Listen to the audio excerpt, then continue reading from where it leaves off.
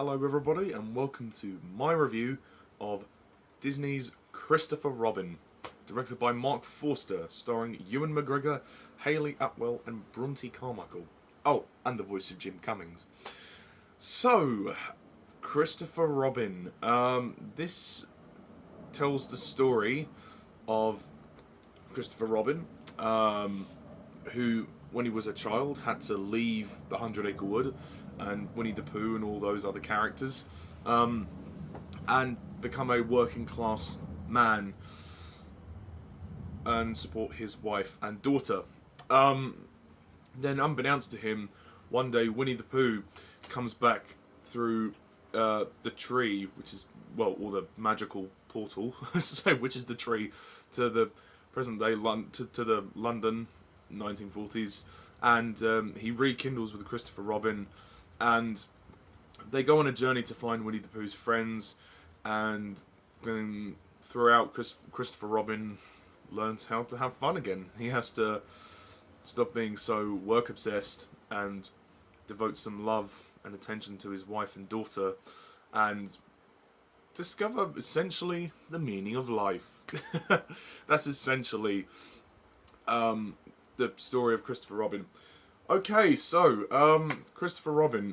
This is an interesting film. This film is basically a similar story to the film Hook, directed by Steven Spielberg, in that it's about the main character going back to their childhood.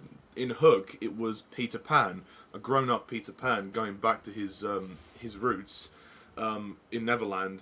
But Hook did it in a slightly different way and in a much longer runtime. Christopher Robin is Christopher Robin going back to his roots, and I just want to say off the bat that I did read Winnie the Pooh when I was younger. When I was very small, I had it read to me, and I was familiar with the characters, and I really like them. I think they're wonderful people. I think the author did a great job with the characters, and it was great to see the characters here in their CGI fashion, in a live action format, because for so long Winnie the Pooh has been in animation, so it's great to see a live action film. But I have to say, guys, I am a reviewer and I have to be honest, and in my honest opinion, Christopher Robin is not a great movie. I'm very sorry. I don't think it's awful. It's not terrible. It's just very meh. It's mediocre.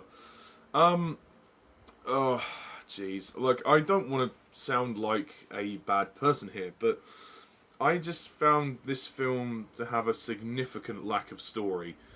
I get the themes of the story, and that Christopher Robin, in terms of his character arc, that was very good. That was nice. But the actual narrative plot was very thin. There was very little story to tell here. And I thought Marc Forster's direction was poor, really. It wasn't very good at all.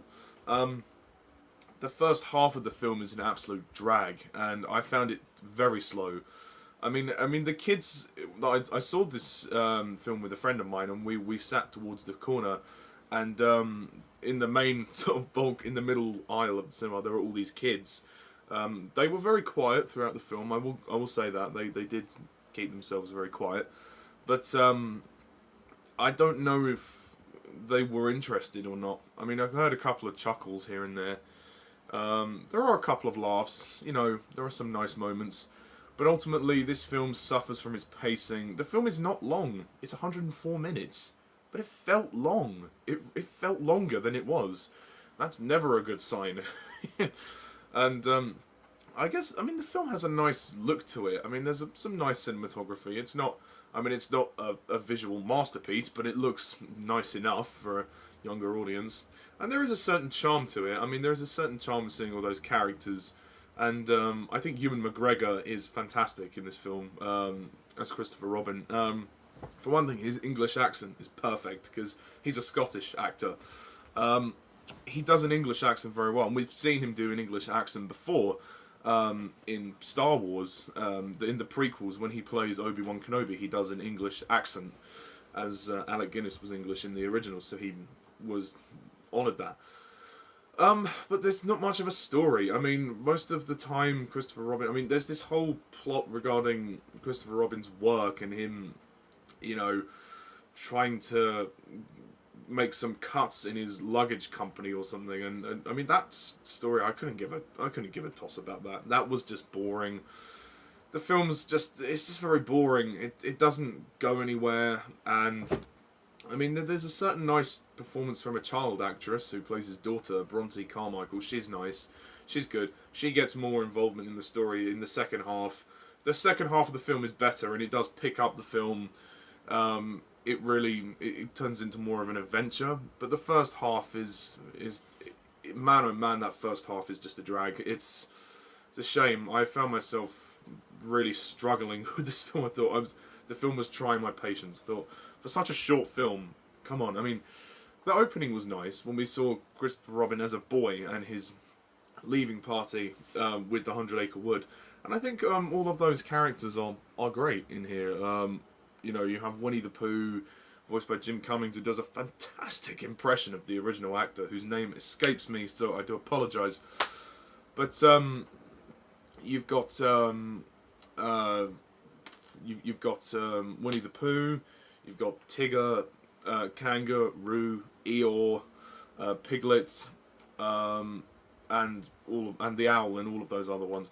I mean, they are lovely characters, but they don't get hardly anything to do. I mean, obviously Winnie the Pooh is in the majority of the film, but the rest of them just don't get anything to do, particularly Tigger. I mean, they don't get any. I mean, Eeyore kind of gets a couple of scenes in the first half when he's you know, floating away in the river and Christopher Robin has to jump in and save him.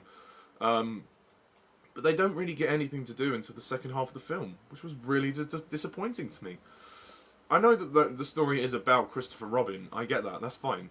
But it wasn't enough for me. I didn't feel like we got enough screen time with those characters, and ultimately that's what made the film boring. I also thought Hayley Atwell didn't get very much to do as Evelyn Robin, Christopher Robin's wife. The performance was fine, but she just got fuck all to do. Will kids like this? Well, maybe.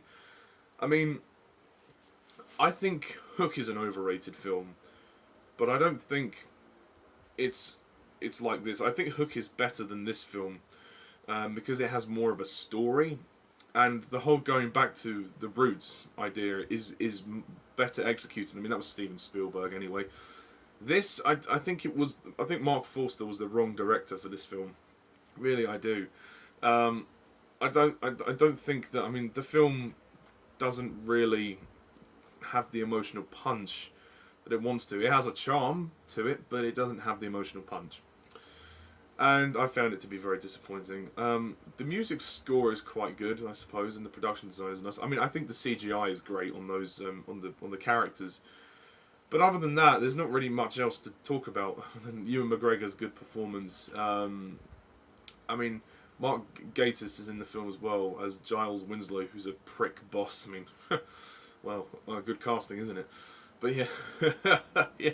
Anyway, I think kids might enjoy this film. There's a certain charm to it, but I don't think it's going to be anything that's going to blow people away. I think it's going to be something that's going to be forgotten about within the next, you know, few months, really, until it comes out on DVD and Blu-ray. So yeah, I'm going to score Christopher Robin a mediocre 5 out of 10.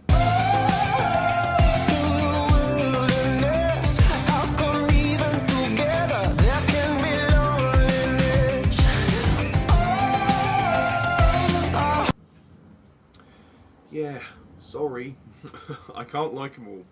I really wanted to like this film more because I thought the trailer was good, and I thought that it was that it looked pretty, you know, fun and entertaining. But it wasn't. It was really boring. But what can I say? Okay, so that is my review of Christopher Robin. Please leave a comment down below. Let me know what you thought. And have you seen the film? What did you think of it? And stay tuned for future reviews. So until then, thank you guys for watching. And as always, I'm Mr. TARDIS11. See ya.